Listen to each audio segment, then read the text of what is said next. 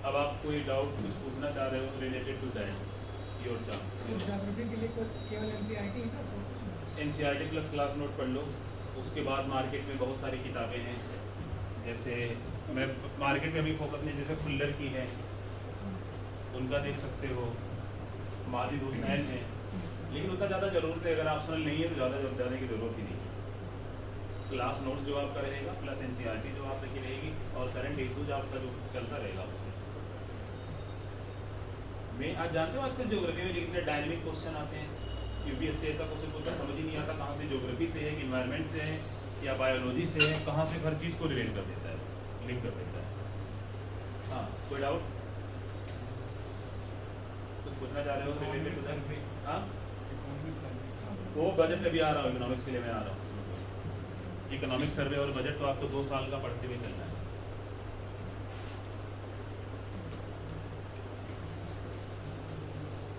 हो गया नोटे? अब मेरी बात ध्यान से सुनो। जब आपको इकोनॉमिक्स का पूरा ज्ञान हो जाएगा, अभी देखो आप लोग क्या करते हो, बजट आता है, बजट आ गया चलो बजट पढ़ते हैं। जब तक इकोनॉमिक्स का पूरा ज्ञान नहीं रहेगा और तब तक आप बजट और इकोनॉमिक सर्वे पे कुछ एनालिसिस जल्दी नहीं कर पाओगे।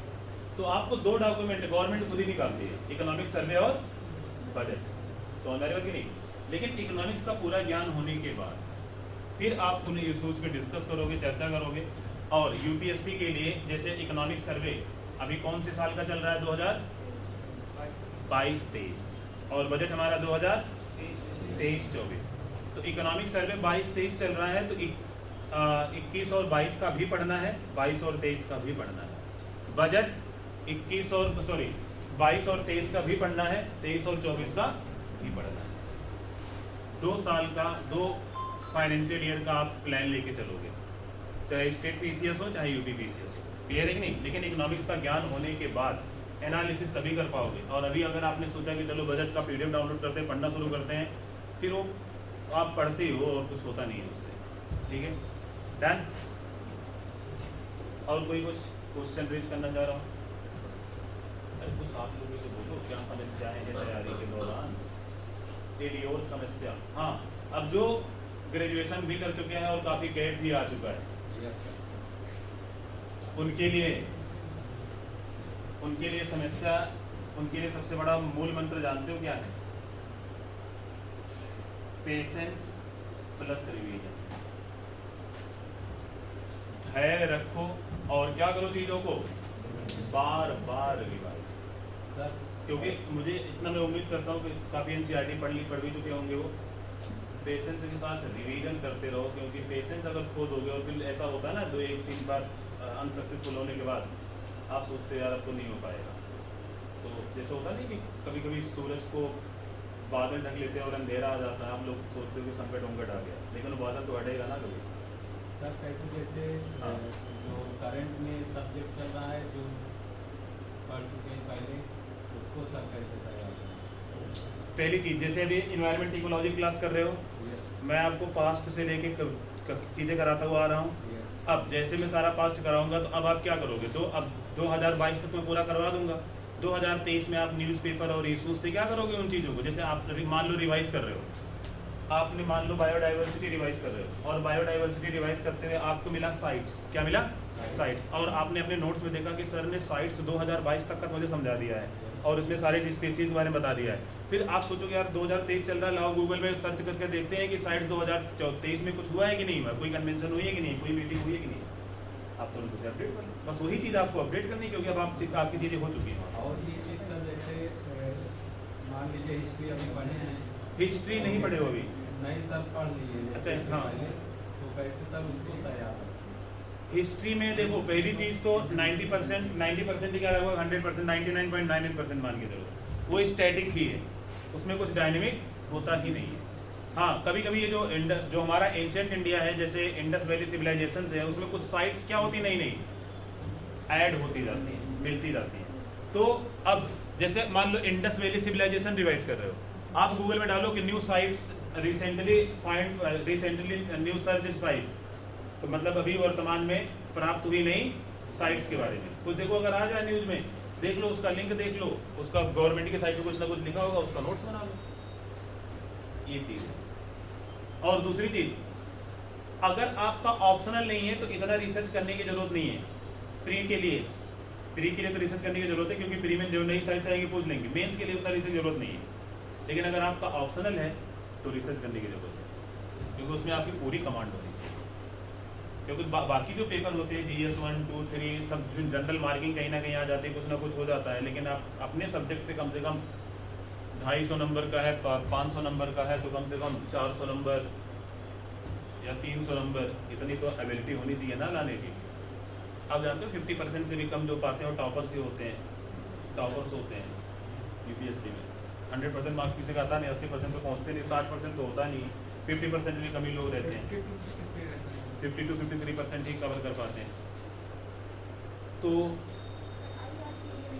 हाँ IR, अच्छा इंटरनेशनल रिलेशन के लिए जब इंटरनेशनल जैसे पॉलिटी, जब आप ज्योग्राफी आप पढ़ोगे तो सारे कॉन्टिनेंट का ज्ञान हो जाएगा, और जैसे ही सारे कॉन्टिनेंट का ज्ञान होगा, जैसे अगर मैं आपसे कहता हूँ कि जैसे मैंने कुछ लोगों को बताया भी था ज्योग्राफी में ना, सारे कॉन्टिनेंट कैसे कैसे ट्रेवल करते हैं।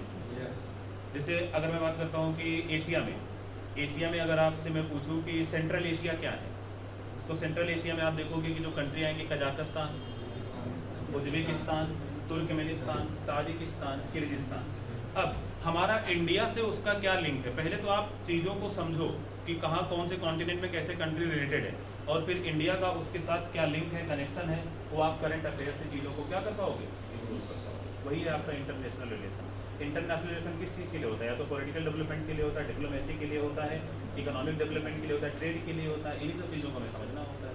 और कुछ उससे रिलेटेड इंटरनेशनल ऑर्गेनाइजेशंस भी डेवलप होते हैं, ये चीज़ होती है। वो आपका करंट ज़्यादा फोकस्ड होता है, मेन करंट बेस से ज़्यादा होती है इंटरनेशनल रिलेशन। अब जैसे हमने अभी दोस्त ऑपरेशन लॉन्च किया, ऑपरेशन दोस्त कहाँ पर, टर्की के लिए, समझ बात की नहीं, और टर्की साउथ वेस्ट एशिया में आता है, तो उससे क्या इम्पैक्ट पड़ेगा, उसका क्या है, अब ये सब आप सोचो खुद, मतलब जब ज्ञान हो जाएगा आपको, तो इकोनॉमिकल पॉलिटिकल क्या सिनेरियो रहेगा, क्या उससे फ्यूचर में इंडिया में मदद करेगा कि नहीं करेगा, या उससे हमारा रिलेशन आगे कैसा रहेगा कि नहीं रहेगा, तो ये सारी चीज़ें इंटरनेशनल रिलेशन आपको डेवलप कराएंगे। International relation more based on current पे ज़्यादा हो। एक बार आप स्टैटिक चीज़ें सीख जाओगे तो करंट से रिलेट करते हुए उनको और ज़्यादा इम्प्रूव कर सकते हो। और कोई हाँ सिलेबस पढ़े समझ भी गए लगता। हाँ GS का पेपर 4 बिल्कुल समझ से बाहर है। GS का पेपर 4 बिल्कुल समझ से बाहर है, ऐसा क्यों? क्या है उसमें, क्या पढ़ना है, कहाँ पढ़ना है, कुछ नहीं पढ़ना है, पढ़ना भी है कि नहीं पढ़ना ये भी पढ़ना है। प्रीवियस ईयर के पेपर लगाए हो, वही पहले हो, प्रीवियस ईयर का पेपर उठाओ और जो क्वेश्चंस आया उनका जो सोल्यूशन आया, सोल्यूशन देखो और उसको लिखने की क्या करो, प्रैक्टिस। समझ रहे हो कि नहीं? और जैसे लिखने की प्रैक्टिस करोगे आपका इम्प्रूवमेंट हो जाएगा। बिना प्रीवियस ईयर के पेपर के आप नहीं करोगे। एक्चुअली एथिक्स क्या है, सब्जेक्ट है कि एथिक्स, मेरी बात ध्यान से सुनो, एथिक्स हर लोगों की अपनी एक क्या है, सोच है। अब वो सोच में आप कितनी ज्यादा पॉजिटिविटी लेके आ रहे हो दूसरे के रेस्पेक्ट में। अगर मैं कोई सिचुएशन दूं, क्या दूं, सिचुएशन दूं कि कोचिंग में मान लो आप बैठे हो, पंखा नहीं चल रहा है, नहीं मान लो वहाँ पे जो आईडी कार्ड आपका चेक कर रहा है, आप आए और अपना आईडी, आपके उसने कहा आईडी कार्ड दिखाए सर, आपने कहा आईडी कार्ड नहीं है, उसने कहा नहीं बिना आईडी कार्ड के एंट्री नहीं करेंगे। अब आपका क्या रिएक्शन होगा बताओ? ये देखो पहले नेगेटिव हो गए हो, इरिटेट हो जाएंगे, कुछ बोलेंगे फ्रस्ट्रेट होंगे, कुछ बोलेंगे थप्पड़ मार दूंगा मैं उसको ऐसे कैसे नहीं जाने देगा। अब यही लेवल ऑफ थॉट कैसे आप जनरेट कर पाते हो, वही एथिक्स है। समझ रही बात नहीं? यार देखो एथिक्स ये चीज़ें क्या होती है, एक बार पहले पढ़ो और खुद अपनी थॉट डेवलप करो। इसमें कोई किसी की कुछ मदद नहीं कर सकता, बट हाँ कि अपनी पॉजिटिविटी को आप कितना ज़्यादा इंक्रीज कर रहे हो, ये चीज़ होती है। जैसे ज्योग्राफी पढ़ रहे हैं, ज्योग्राफी पढ़ लिए, हाँ पॉलिटी पढ़ना शुरू कर नहीं, जब ज्योग्राफी आपने पढ़ लिया और पॉलिटी पढ़ना शुरू किया तो आधे घंटे ज्योग्राफी में दो रोज, फिर आधे घंटे उसे रिवाइज करो। रिवीजन नहीं छोड़ना है, सक्सेस का केवल एक ही मंत्र है, रिवीजन। याद किसी को नहीं होता, सर यही सोच जो रहे हैं। यही कंसिस्टेंसी बना ले गया एग्जाम तक वही सेलेक्ट हो गया। जैसे सर अब एग्जाम करीब आ रहा है तो क्या रणनीति बनाए सर, जैसे सारा सब्जेक्ट तैयार है। अभी एग्जाम करीब आ रहा है यस। और सारा सब्जेक्ट आपने रिवाइज कर लिया, प्री नहीं रिवाइज किया, मतलब पढ़ा है एक बार। हाँ सर। तो आप एक काम करो, प्रीवियस ईयर के क्वेश्चन लगाओ। कौन से एग्जाम की बात कर रहे हो, यूपीएससी या पीसीएस? बीसीएस घटना चक्र की सारी किताब उठाओ, हिस्ट्री, पॉलिटी, ज्योग्राफी, इकोनॉमिक्स सबके उठाओ, सारा क्वेश्चन लगाओ, फिर देखो जो क्वेश्चन नहीं हो रहा है क्यों नहीं हो रहा, उससे रिलेटेड नोट्स उठाओ, उसे रिवाइज करो, फिर क्वेश्चन लगाओ, फिर क्वेश्चन क्यों नहीं हो रहा नोट्स उठाओ। वो उनके लिए है जिनके पास अब टाइम कम है और वो सोच रहे हैं कि साल बर्बाद होने वाला है कि कैसे स्टडी करना है, सारे क्वेश्चन लगा दो फिर ही निकल जाएगा। यूपी पीसीएस कुछ नहीं होता। यूपी पीसीएस में अगर आपने 10-12 साल का पेपर लगा लिया ना, चाहे प्री का मेंस का, आप सिलेक्ट हो जाओगे मन से अगर आपने लगा लिया तो। पूरी पुरानी चीज़ें पूछता है। इन्वायरमेंट इकोलॉजी से देखना आप 15 से 20 क्वेश्चन आएंगे और एकदम रट्टू टाइप के आएंगे। सर जैसे क्वेश्चन कितना रिपीट होने के चांस रहते हैं? यूपी पीसीएस में तो एक एक क्वेश्चन 5-5 बार रिपीट हुआ है, यस। 6-6 बार रिपीट हुआ है। इन्वायरमेंट इकोलॉजी का जैसे environment protection act, wildlife act वैक्ट सीधा पूछ लेता है कि वाला एक्ट कब आया, वो वाला एक्ट कब आया, कितनी बार रिपीट हुआ। 1 लाइनर का क्वेश्चन होते हैं, वो बार बार रिपीट करते हैं। यूपी पीसीएस में जितना आप घटना चक्र को आप पूरा लगा जाओ, अब घटना चक्र आपसे क्वेश्चन नहीं हो रहे हैं तो आप अपना नोट्स उठाओगे कि नहीं, वही आपका रिवीजन है। और दूसरी चीज, हाँ जैसे इन्होंने बहुत सही कहा कि ज्योग्राफी पढ़ लिया फिर पॉलिटी पढ़ना शुरू करेंगे, और पॉलिटी पढ़ना शुरू करेंगे उसके बाद इकोनॉमिक्स, फिर हिस्ट्री, पता चला ज्योग्राफी उड़ गई। ऐसा कुछ नहीं। जब आप पॉलिटी पढ़ना शुरू करोगे तो आधे घंटे आप ज्योग्राफी में दोगे, क्योंकि 15 दिन आपने जिस कॉपी को पढ़ा है ना, अगर मन से पढ़ा है ना, तो उसको फिर आप आधे घंटे में रिवाइज कर जाओगे पूरा। समझ में आ रही बात कि नहीं? आधे घंटे भी नहीं लगेंगे, आधे घंटे में ज़्यादा बोल दिया। आप ऐसे पढ़ते हैं ये चीज़ ये चीज़ ये चीज़ ये चीज़ है, केवल स्कैन अपने आप स्कैनिंग होने लगेगी, खुद ही होने लगेगी। क्योंकि कभी आप देखो ना कोई चीज़ बार बार बार बार, अभी मैं आपसे कहता हूँ कि यहीं पर बैठे हो, अगर मैं कहूँ अपने पापा को याद करो, देखो उनकी इमेज आ जाती है, पूरा स्ट्रक्चर आ जाएगा। क्यों? क्योंकि उनको बार बार आपने देखा है। लेकिन अगर मैं कहता हूँ कि आप एशिया का स्ट्रक्चर देखो, आता है याद? नहीं, उसमें मेहनत ही नहीं की आपने, उसको देखा ही नहीं है। तो फ्रीक्वेंसी आपने कितनी बार रिपीट किया है, कितनी बार रिवाइज किया है, कितनी बार पढ़ा है, इससे वो दिमाग में अपने आप इमेज क्रिएट करने लगता है, अपने आप आने लगता है, आपको पता चलता जाएगा। ये चीज़ बहुत ज़्यादा जरूरी है। रिवीजन, मैंने क्या बोला, पेशेंस प्लस रिवीजन। जब भी आप नई चीज़ पढ़ो तो पुरानी चीज़ को आधे घंटे 15 मिनट का टाइम दो। अब जब पॉलिटी पढ़ना शुरू करोगे तो 6 क्लास वाली जब ज्योग्राफी उठाओगे ना, जिसको आपने 15 दिन में ख़त्म किया था, सोचो 15 दिन बहुत टाइम हो जाता है, वो समझदारी में बोर हो जाओगे, लेकिन फिर भी पढ़ना, बोर हो जाओगे फिर भी पढ़ना, 15 दिन पढ़ना। उसके बाद फिर क्या होगा ना, जब पॉलिटी आप उठाओगे, मतलब 3-4 महीने जब पॉलिटी उठाओगे और 6 क्लास की एनसीईआरटी ज्योग्राफी वाली उठाओगे ना, वो तो आपको केवल 5-10 मिनट भी नहीं लगेगा रिवाइज करने में। तो समझ आ रही बात कि नहीं? जो क्लास में 3 घंटे यहाँ पढ़ते हो, घर पे अगर जाकर रिवाइज करो, देखो आपको 10 से 5 मिनट लगेगा रिवाइज करने में, क्योंकि पहले ये समझ के जाते हो, अच्छा ये चीज़ है, वो ये चीज़ है, वो ये चीज़ है, वो ये चीज़ है। अब वही को अगर बार बार, यही तो होता है, यही तो डिफरेंस है। जो सिलेक्शन ले जाते हैं, जो सिलेक्शन नहीं ले पाते हैं, जो सिलेक्शन ले जाते हैं उनका रिवीजन कंटिन्यूअस रहता है जब तक सिलेक्शन नहीं हो जाता। यार एक बात बताओ, कोई घोल के कुछ पिला देगा क्या ऐसा कि आपको आ गया, आप जाओ एग्जाम दे आओ, सीधे लिख के चले आओ सारा? रिवीजन ही तो है ना, वही तो कंसिस्टेंसी है रिवीजन। और अगर आपने रिवीजन के साथ साथ क्वेश्चन, प्रीवियस ईयर के क्वेश्चन लगाते रहे, चार हो गया उसी में। लेकिन प्रीवियस ईयर का क्वेश्चन केवल पीसीएस के लिए, यूपीएससी के लिए प्रीवियस ईयर का क्वेश्चन लगाने कोई मतलब नहीं। हाँ, 2-3 साल का ट्रेंड आप देख के जाओ, इससे आपको आइडिया लग जाएगा कहाँ से क्वेश्चन ज़्यादा आ रहे हैं। क्योंकि वहाँ रिपीटेशन का कोई चांस नहीं होता, चांस ही क्या, 0 ही चांस, एक भी क्वेश्चन रिपीट नहीं होता। हाँ, यूपी स्पेशल पहली चीज़ तो घटना चक्र उठाओ, घटना चक्र की आती है ना यूपी स्पेशल की, वो पूरा का पूरा कंटेंट रहता है। लेकिन उसमें सबसे बड़ी समस्या ये होती है कि आप यूपी में टोटल 75 डिस्ट्रिक्ट हैं। कितने हैं? 75 डिस्ट्रिक्ट हैं। तो उसको कैसे पढ़ोगे आप बताओ? यूपी किसके साथ बॉर्डर शेयर करता है? पहले नेपाल से पहले शेयर करो। नेपाल से देखो कितने डिस्ट्रिक्ट बॉर्डर शेयर कर रहे हैं, वो सारे डिस्ट्रिक्ट आपके दिमाग में बैठ जाएंगे। फिर इधर किससे कर रहा है? उत्तराखंड, बिहार। तो जिससे पहले देखो यूपी कहाँ किससे बॉर्डर शेयर कर रहा है, उन सारे डिस्ट्रिक्ट को अलग कर लो। तो लगभग बहुत सारे डिस्ट्रिक्ट कवर हो जाएंगे। फिर उन देखो दिमाग में ऐसे बैठा होगे, अच्छा एक काम करता हूँ मैं, जब इंडिया आपको पढ़ाऊंगा ना, जो बायोडाइवर्सिटी पढ़ाऊंगा, जब मैं नेशनल पार्क और वो सारी चीज़ जब मैं दिमाग में बैठाऊंगा तो आपको मैं यूपी के बारे में थोड़ा सा आइडिया दे दूंगा। मैंने एक पोएम बना रखी है उससे यूपी के सारे डिस्ट्रिक्ट पे, समझदारी बात की नहीं, मैं आपको उसको बता दूंगा, सारे डिस्ट्रिक्ट याद हो जाएंगे। अब जब जैसे ही आपके दिमाग में सारे देखो सारे डिस्ट्रिक्ट याद हो गए और उनका आपने ज्योग्राफिकल लोकेशन भी देख लिया, नॉर्थ के, साउथ के, वेस्ट के और ईस्ट के और बीच के लैंडलॉक जो हो गए वो बंद हो गए। जैसे आपने पढ़ लिया, फिर आप पता चला पढ़ रहे हो मॉडर्न हिस्ट्री, देखो उसमें यूपी का क्या रोल है, होगा ना कोई रोल, कहीं ना कहीं डिस्ट्रिक्ट से कोई ना कोई निकल गया होगा ना कोई 1857 की क्रांति में भाग लिया होगा। बस वहीं से आपके दिमाग में माइंड मैपिंग शुरू हो जाएगी। क्लियर है? और किसी को कोई डाउट है? करंट अफेयर पे अभी मत फोकस करिए, अगर इनिशियल लेवल पे है तो आप अभी अपने कंटेंट पे ज़्यादा फोकस करिए। अगर आप यूपीएससी और इसके लिए जाना चाह रहे हो, वन डे के लिए आप करंट अफेयर पे पढ़ना पड़ेगा।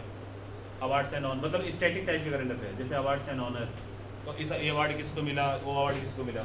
लेकिन यूपीएससी के लिए पीछे जब तक आपके पास पूरा कंटेंट ना आ जाए तब तक आप करंट अफेयर में मत फोकस करिए। पहले पढ़िए, अपना स्टैटिक डेवलप करिए, फिर जब आप करंट अफेयर पढ़ेंगे तो चीज़ों को लिंक करना शुरू करेंगे। अब इकोनॉमिक्स आप पढ़ेंगे, देखो करंट अफेयर में क्या है, इकोनॉमिक्स से रिलेटेड 4 न्यूज़ बहुत इंपॉर्टेंट होती है। MBFI, money, banking, finance, insurance. लेकिन जब आप इनको पढ़ना शुरू करोगे तो नहीं समझ में आएगा, क्योंकि आपको ना तो मनी का पूरा आइडिया है, ना तो आपको बैंकिंग का पूरा आइडिया है, ना आपको फाइनेंस का पूरा आइडिया, ना इंश्योरेंस का आइडिया है। तो उससे क्या होता है कि आप पढ़ो, अगर आपका इंटरेस्ट आ रहा है पढ़ो, उसकी कटिंग बना के क्या करो, रखते जाओ, और जब आपका वो पूरा हो जाएगा तो आपको समझ में आ जाएगा, फिर ब्रॉड लेवल पे आप उसको लिखना शुरू कर दोगे, क्योंकि आंसर राइटिंग ही मेन इंपॉर्टेंट है। और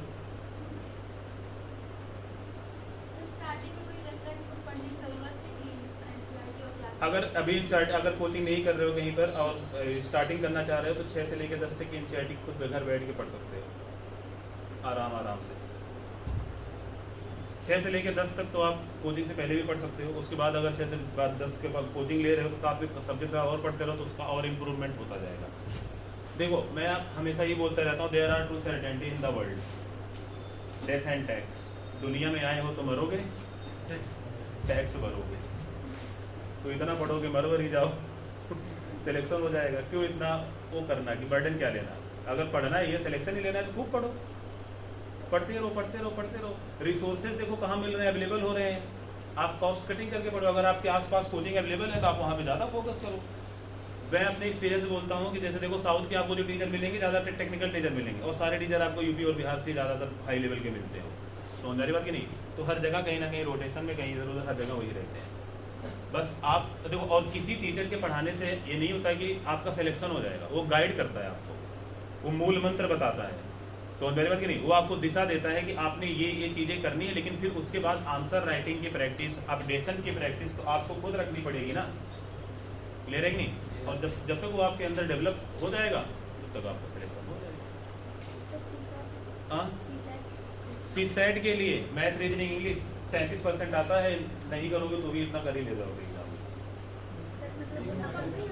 नहीं पढ़ते रहो, मतलब उस पर इतना ज़्यादा फोकस करने की ज़रूरत है आप लोगों को? ज़रूरत लगता है?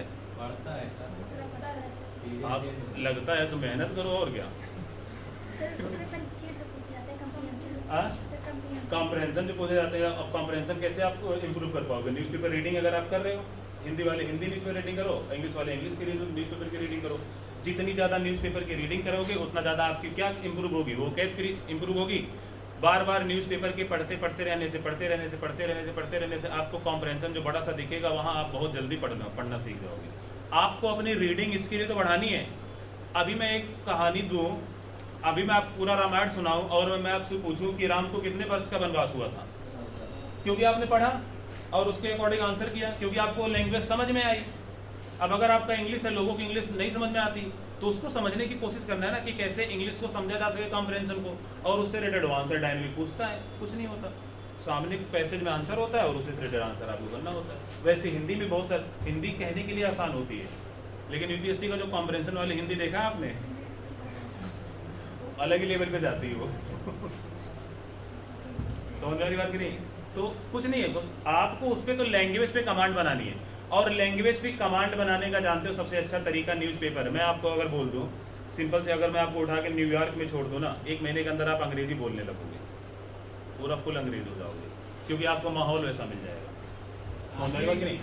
आधी इंग्लिश तो इंग्लिश के ब्लॉग देख के आ गई है। हाँ, ऐसे भी देख सकते हो। और दूसरी चीज, न्यूज़पेपर रीडिंग आपका जो है क्या करेगा, इंप्रूव कराएगा रीडिंग स्किल। तो अगर जैसे आप कुछ भी ना करो पूरे दिन कुछ भी ना करो, 2 घंटे 3 घंटे न्यूज़पेपर रोज पढ़ते रहो, इससे आपको देखो आपके अंदर सेटिस्फैक्शन मिलेगा।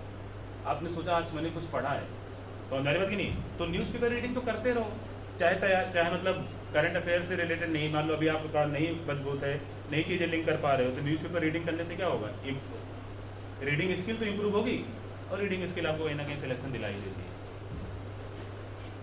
समझ आ रही हो कि नहीं? रीडिंग स्किल मजबूत, लैंग्वेज का कमांड पाने के लिए सबसे अच्छा तरीका न्यूज़पेपर ही है, उसके अलावा कोई ऑप्शन नहीं। और आप अगर ये सोच लो कि मैं ग्रामर सीख के, present tense, past tense, future tense सीख के, और वो नाउन प्रोनाउन सीख के, अंग्रेजी के वो सीख पैसेज कर लोगे तो नहीं कर पाओगे। वहाँ पे ऐसे क्वेश्चन आते हैं, आता ही नहीं। समझ आ रही बात कि नहीं? वो पैसेज आपसे पूछेंगे, वो रीडिंग स्किल पे होता है। रीडिंग यूपीएससी ये देखना चाहता है कि आपके पैसेज पढ़ के समझ आया, कुछ नहीं। जब आप IAS ऑफिसर बनोगे, कुछ ईमेल लिखना होगा तो आप लिख पाओगे कि नहीं लिख पाओगे? समझ आ रही बात कि नहीं? या कोई ईमेल भेज रहा है, उसको पढ़ करके आप उसको रिप्लाई दे पा रहे हो कि नहीं दे पा रहे हो? पता चला लिख कुछ और रहा है, रिप्लाई कुछ और कर रहे हो आप। तो ऐसी स्किल नहीं आनी चाहिए, और ये स्किल आप खुद डेवलप कर सकते हो। बस आपका एक ही तरीका क्या है, डेली न्यूज़पेपर रीडिंग। वो तो आप रोज करते रहो, उसे फन में करो, मजे में करो। न्यूज़पेपर रीडिंग पढ़ो, 2-4 लोगों को और साथ डिस्कस करो। अरे आज ये न्यूज़ आया था, सुना तूने? ये आया था, सुना? ये आया सुना? उसको नहीं समझ आएगा तो आप बोलोगे अच्छा ठीक है, इससे तो कम से कम आगे ही हूँ मैं। ऐसा भी फीलिंग, ऐसे भी पॉजिटिव थॉट आएगी आपके अंदर। अच्छा सर, ये हिंदी मीडियम वालों के लिए क्या सर, हिंदी वाले न्यूज़पेपर पढ़ेंगे, इंग्लिश वाले पढ़ेंगे? हिंदी वाले इंग्लिश के पढ़ेंगे। जब हिंदी में पैसे जाएगा तो यूपीएससी में। नहीं सर, अगर मान लो हिंदी मीडियम पढ़ना है तो यूपीएससी में हो गया सिलेक्शन, मतलब इंग्लिश वाला पढ़ने जरूरत नहीं है। इंग्लिश वाला क्यों पढ़ोगे? यूपीएससी जो इसीलिए तो जो पैसेज आता है अंग्रेजी का, वही सेम पैसेज हिंदी में भी लिखा रहता है। कंटेंट की बात कर रहा हूँ। हाँ, कंटेंट की। अच्छा, कंटेंट करंट से रिलेटेड। हाँ यस सर। करंट से रिलेटेड यार देखो, हिंदी वालों के लिए अगर ऐसी समस्या आ रही है तो आप मार्केट से मैगजीन उठा लो, प्रतियोगिता दर्पण उठा लो। समझ आ रही बात कि नहीं? प्रतियोगिता दर्पण हर मंथली पढ़ते रहो उसको, वहाँ भी टॉपर्स के अपने अपने थॉट्स आते हैं और सारी चीज़ें आती हैं। क्या सर इस बात से पीसीएस में 23 में? हाँ, और पीसीएस में 23 में तो ऑप्शन बनेगा या नहीं बनेगा? ऑप्शनल हटा ही नहीं सकते हैं, क्योंकि ऑप्शनल हटेगा बच्चे हंगामा कर देंगे। अरे यार, लोग तो उसी लिए अपना ग्रेजुएशन करते हैं ना, कोई ज्योग्राफी